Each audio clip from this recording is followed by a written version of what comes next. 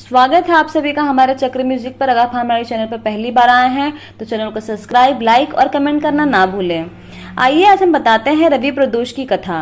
एक समय सर्व प्राणियों की हितार्थ परम पावन भागीरथी के तट पर ऋषि समाज द्वारा विशाल गोष्ठी का आयोजन किया गया। इस सभा में व्यास जी के परम शिष्य पुराणवेत्ता सूत जी महाराज हरि कीर्तन करते हुए पधारे। सूत जी को आते हुए देखकर सौनकादि 88,000 ऋषि मुनियों ने खड़े होकर दंडवत प्रणाम किया। महाज्ञानी सूत जी ने भक्ति भाव से ऋषियों को हृदय लगाया तथा आशीर्वाद दिया। ऋषिगण और सब शिष्य आसनों पर विराजमान हो गए।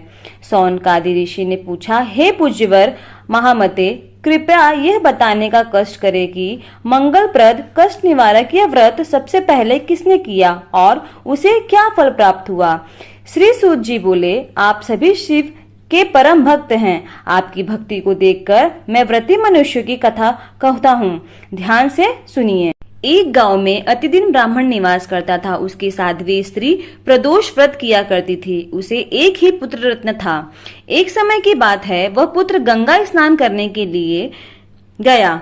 दुर्भाग्यवश मार्ग में चोरों ने उसे घेर लिया और वे कहने लगे कि हम तुम्हें मारेंगे नहीं, तुम अपने पिता के गुप्त धन के बारे में हमें बतला दो। बालक दीन भाव से कहने लगा कि बंधुओं, हम अत्यंत दुखी दीन हैं, हमारे पास धन कहाँ।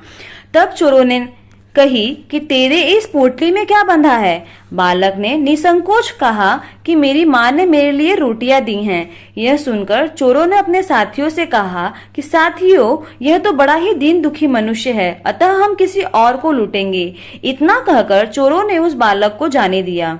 बालक वहां से चलते हुए एक नगर में पहुंचा। नगर के पास एक बरगद का पेड़ था। वह बालक उसी बरगद के वृक्ष की छाया में सो गया। उसी समय उस नगर के सिपाही चोरों को खोजते हुए उस बरगद के वृक्ष के पास पहुंच गए और बालक को चोर समझकर बंदी बनाकर राजा के पास ले गए। राजा ने उसे कारावास में बंद करने का आदेश दे दिया। ब्राह्मणी का लड़का जब घर नहीं लौटा तब उसे बहुत ही अपने पुत्र की चिंता होने लगी। अगले दिन प्रदोष व्रत था। ब्राह्मणी ने प्रदोष व्रत किया और भगवान शंकर से मन ही मन अपने पुत्र की कुशलता की प्रार्थना करने लगी। भगवान शंकर ने उस ब्राह्मणी की प्रार्थना स्वीकार कर ली। उसी रात राजा को स्वप्न में कहा कि हे राजा, जिस बालक को तुमने कारावास में बंद किया है वह चोर नहीं है, अन्यथा उसे आप प्रातः काल छोड़ दे, नहीं तो आपका सारा राजवैभव नष्ट हो जाएगा। प्रातः काल राजा ने शिव जी की आज्ञा अनुसार उस बालक को कारावास से मुक्त कर दिया। बालक ने अपनी सारी कहानी राजा को सुनाई। सारी बातें सुनकर राजा ने सिपाहियों का उस बालक के घर भेजा और उसके माता पिता को राज दरबार में बुलाया। उसके माता पिता बहुत ही भयभीत थे।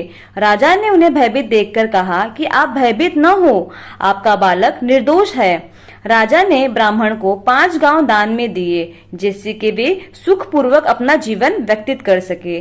भगवान शिव की कृपा से ब्राह्मण परिवार आनंद से रहने लगा। अतः जो भी मनुष्य रवि प्रदोष व्रत करता है वह सुख पूर्वक और निरोगी होकर अपना पूर्ण जीवन व्यतीत